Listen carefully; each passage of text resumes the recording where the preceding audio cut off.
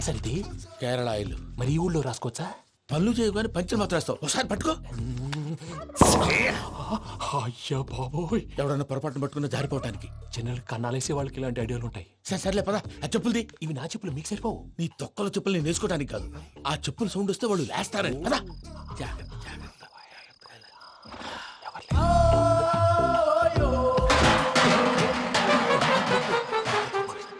ఎవరు రాదే? నేను మనే చేస్తాను. అడ్డమైన పిల్లలని ఎండ చేరుండయి. మళ్ళీ చేస్తాను. నేను అలా చేస్తే లేకుండా పడి ఉంటాడు. నీ అబ్బా ఎదో పిల్లి సచ్చినది దీని.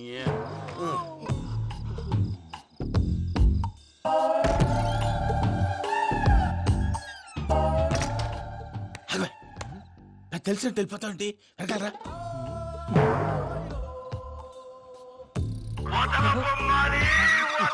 ఎవరా నిద్రపోలేకుండా ఈ టైంలో? అర్ధార్థ పుట్టి ఫోన్ లేంట్రా. ఏం లేదు భయ్యా, నువ్వు మిడ్ నైట్ దొంగ తిరుగులు తిరుగుతున్నట్టు, చెంబులు తపేలాలు నీకు తగలరాని చోట తగులుతున్నట్టు పిచ్చి పిచ్చి కళలు వస్తున్నాయి. ఏదో దరిద్ర పుట్టుకల కనుక. ఏంటి గురుగారు పడుకొని ఒక డిస్టర్బ్ చేస్తారు? నువ్వు ఫోన్ పెట్టారా? స్వరూప్ నేనండి. ఒకసారి నిలబాయ్. చూసేవరా వాళ్ళ నిజ స్వరూపం.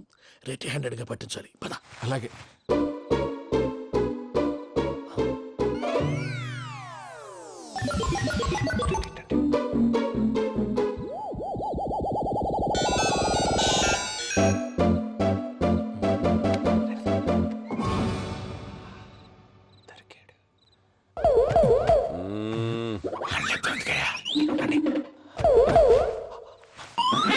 రామానుజం, చెప్పే జాగ్రత్తగా విను. చెప్పండి గురుజీ. ఈ రాత్రికి ఎలాగైనా నా పత్రాలు కాజేసి ఇక్కడి నుంచి జంప్ అయిపోవాలి. ఓకే, చలో చలో.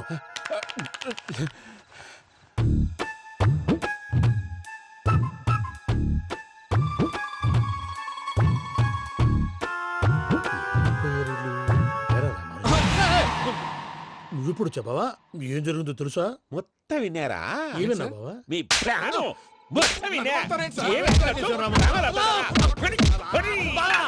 అత్యంతా ఈ స్టోర్ పడి సావని నవ్వించాలి. పద. అమ్మో వైరక్కాడు. వాడు రోజు ఈ టైం కుక్కలను వదులుతాడు. ఆ పెద్ద కుక్కలను వదిలితే పర్లేదు, చూడటానికి దట్టంగా ఉన్నా ఏం చేయవు. ఆ చిన్నది ఉందే, చూడటానికి సింపుల్ గా ఉన్నా చాలా కన్నింగ్. దానికి స్పెషల్ ఫీచర్ కూడా ఉంది. ఏంటిది? మనిషి నచ్చితే వదిలేస్తుంది, నచ్చపోతే కరిచేస్తుంది.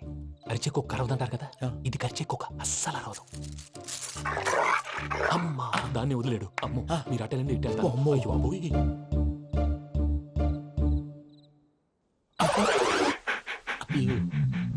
ఓహో, నేను ఎట్టెళ్ళి తడి చూస్తుందేంటి? అయ్యో అమ్మో, ఇదే అదే. అమ్మా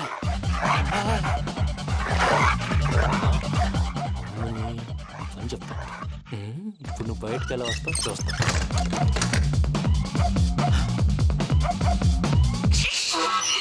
ప్రసాద్ గారి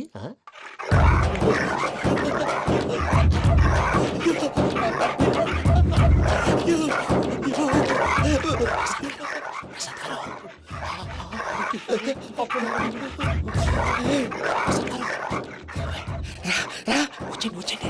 ఎలా వస్తారా? వదిలితే రావడానికి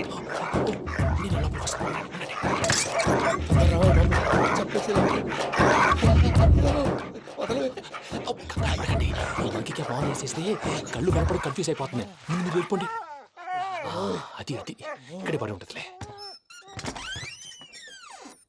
పూజ పూజ పూజ లాగుతామంటే రూమ్ కాదు, దాన్ని రోజుకో రూమ్ లోకి మారుస్తున్నారు కదా. చెంగల్ రాయడం.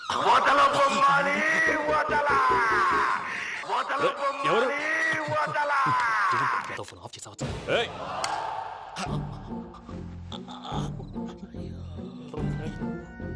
ఎవర్రాది? బొమ్మాలి. బొమ్మాలి నిన్ను వదలా. వీడ బొమ్మాలి నిద్రంతా పాడు చేసినాడు. రే పూజ బొమ్మాలి. రే లేరా లే. ఏంటి నానా? తాతయ్య రూమ్ లోకి పోయి పడుకోపో. తాతయ్య గురకు పెడతాడు, నాకు నిద్ర పడదు. నీ కలవరింతలకు నాకు నిద్ర పట్టట్లేదు. అంతేంటి? మాట్లాడకుండా పో. పోతాలే.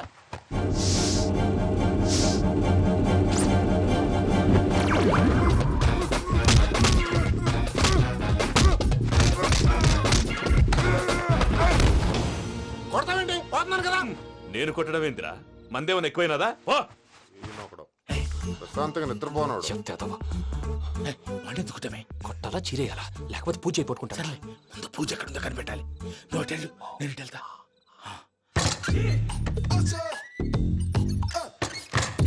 పూజ, ఈ పుట్టోడికి ఫోన్ సైలెంట్ మోడ్ లో పెట్టడం చేత కాదు. మళ్ళీ మొక్కి దెబ్బైపోతాడు. విడిచిపోతే బెటర్. పూజ, ఎవరు వచ్చినట్టున్నారు? ప్రసాద్ గారు ఎక్కడున్నారు సార్? అయ్యో ఇలా పడిపోయారేంటండి? ఏదో మాటలు పైకి లాగబోయా. ఇలా చేయమండి చేయమండి. అజయ్ కూడా అజయ్ కూడా. జాగ్రత్త జాగ్రత్త.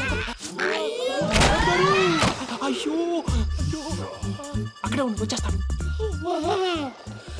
ఈ బ్యాడ్లో పడ్డారు ఏంటండి? ఇదే కప్పండి బాబు. ఎంతో పాపం చేస్తే ఇలాంటి పనిష్మెంట్లు వస్తాయి. దేవుడు లాంటి మీకు ఎందుకు వచ్చింది? సార్ నేను ముందు లేకుంటే మీరు వెనకాడతారు. ఏంటండి సీసా పెంకులు? అరే చూసుకోలేతే బాగా లోతుకు దిగిపోయినట్టున్నాయి. రెండు రెండు కొన్ని కూర్చోండి. మీరు నా కోసం ఇంత హెల్ప్ చేస్తుంటే మీకెందుకు సరే ఎలా జరుగుతున్నాయి?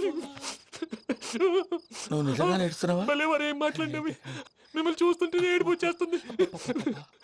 ఏడు చెట్టు గొంతు డ్రై అయిపోయింది. ఇక్కడ ఏదో నీళ్లు ఉన్నట్టున్నాయి. ఇవేంటి వేడుకున్నాయి? నాకేం తెలుసు, సరే తాగేస్తాను.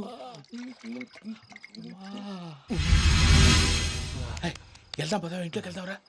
వెళ్దాం పదవయ్యా. చెప్తున్నాడేంటి? గుడ్ మార్నింగ్ సుందరం మాస్టర్. అయినా చిన్నపిల్లలాగా సీసా పెంకుల మీద కిందకి వెళ్ళారండి. కర్మకాయలు వెళ్ళానే, వెళ్ళు. చెప్పి కాల్ తీసేస్తే తెలుస్తుంది. మొహం మీద ఆ దెబ్బలేంటండి? ఏం ఎర్రనట్టు మాట్లాడతావేంటయా? నిజంగా దెబ్బల గురించి నాకేం తెలియదండి. రాత్రి వేడి నీళ్ళు తాగిన తర్వాత మొత్తం మర్చిపోయాను. వేణిడు కదయా, నాటు సారా. అర్థమైంది. అంటే ఆ ముగ్గురిని మీలో చూసుకొని మిమ్మల్ని బాగా నా కోసం నా ప్రేమ కోసం పూజను నన్ను కలపడం కోసం మీరు ఇంత త్యాగం చేస్తే మీ మీద ఊరంతా వినపడేలా అరిపేటయా. ఎవడు నింటే అదొక డేంజరు. సార్ ఏంటి?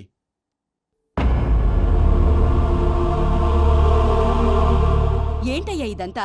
మీరు ప్రేమించుకోవటం ఏంటి? మా ప్రసాద్ మీకు హెల్ప్ చేయటం ఏంటి? అది కాదమ్మా, అసలేం జరిగిందంటే మీరు నేను ఆగండి. ఆడపిల్ల తను ఏం చెప్తుందంటే నేను చెప్తాను. మీరందరూ అనుకుంటున్నట్టు నా పేరు ప్రణీత్ కాదు, చిట్టాబత్తుల వెంకటరమణ.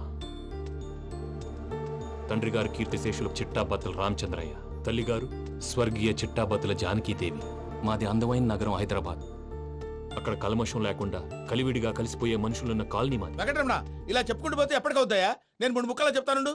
ముక్కలు ముక్కలుగా చెప్పడానికి ఇది క్రైమ్ స్టోరీ కాదు, లవ్ స్టోరీ. డీటెయిల్స్ లేకపోతే అర్థం కాదు. అన్నట్టు మనం ఎక్కడ దాకా వచ్చాం? అదేదో కాలనీ దాకా వచ్చాం. ఏదో కాలనీ కాదండి, ఆనందనగర్ కాలనీ.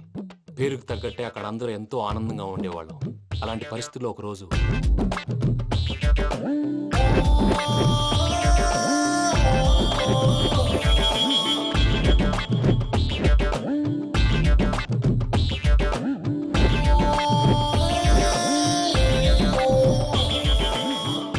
లేవండి ప్రసాద్ గారు, అయిపోయింది.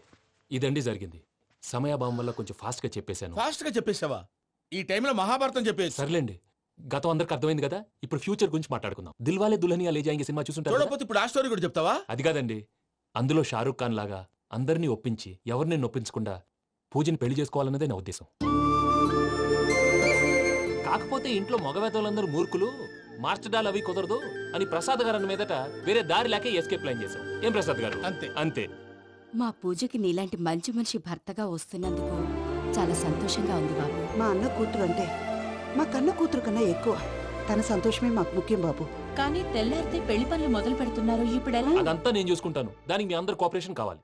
ముఖ్యంగా మీది పూజ గారు. ఏమీ లేదు, మీకు ఈ పెళ్లి ఇష్టం లేదు అన్నట్టుంటే వాళ్ళు సెక్యూరిటీ టైట్ చేస్తారు. అదే ఇష్టం ఉన్నట్టు బిహేవ్ చేశారు అనుకోండి, వాళ్ళు రిలాక్స్ అవుతారు, మనం ఎస్కేప్ అవుతాం.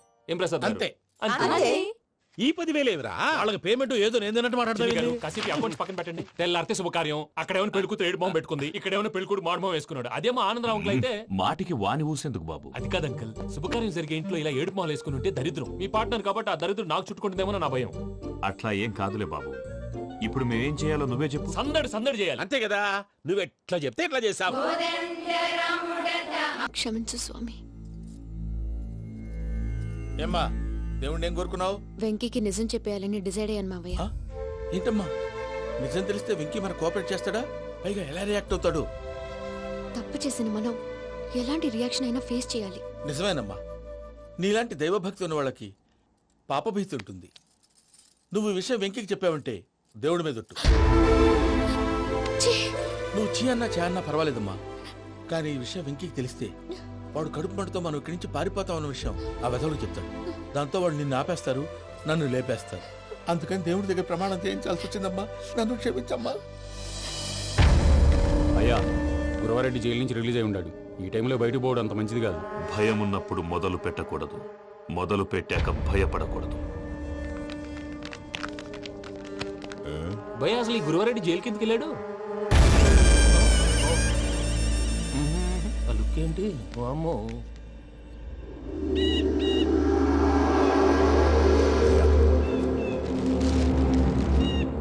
ఇంకో తూరు ఆలోచించు.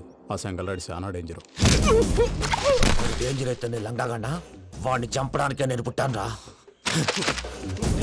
ఇక్కడ చూడు, రేపు వాడు ఇదే రూట్ లో కర్నూలు పోతుంటాడు. చిట్టి గిద్ద కన్వర్ట్ దగ్గర మనం ల్యాండ్ మైన్ పడదాం. ఆడి బండి కన్వర్ట్ మీద రాగానే ఢమాల్.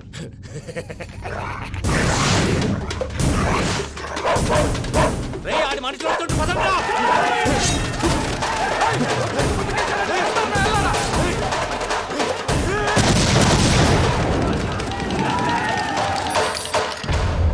హలో పెద్దయ్య గారు, రేగుపాటి పొలంలో అల్లుడి గారి మీద గురువారెడ్డి తన మనుషులతో అటాక్ చేసినాడు. పెద్ద గొడవ జరుగుతున్నది. సిద్ధప్ప, మన అల్లుని గారి మీద ఆ గురువారెడ్డి గారు అటాక్ చేసినాడంట. కృష్ణాగిరి కుడుకుని నడుచుని కొడుకుని.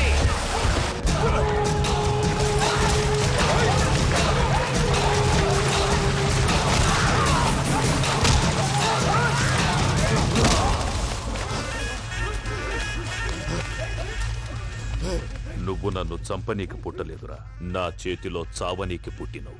వద్దురా జంగల్ రైడ్.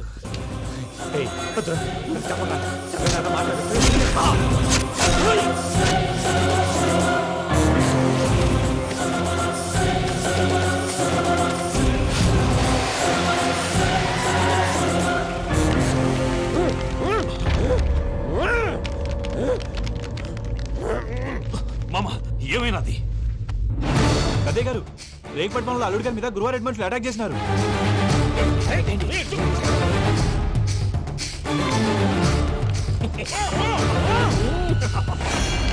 భైరాగి, వాళ్ళెట్టి పరిస్థితుల్లోనూ ఈ సీమ పొలిమేరలు దాటిపోకూడదు. చూసారా ప్రసాద్ గారు, స్కెచ్ అంటే ఇలా ఉండాలి.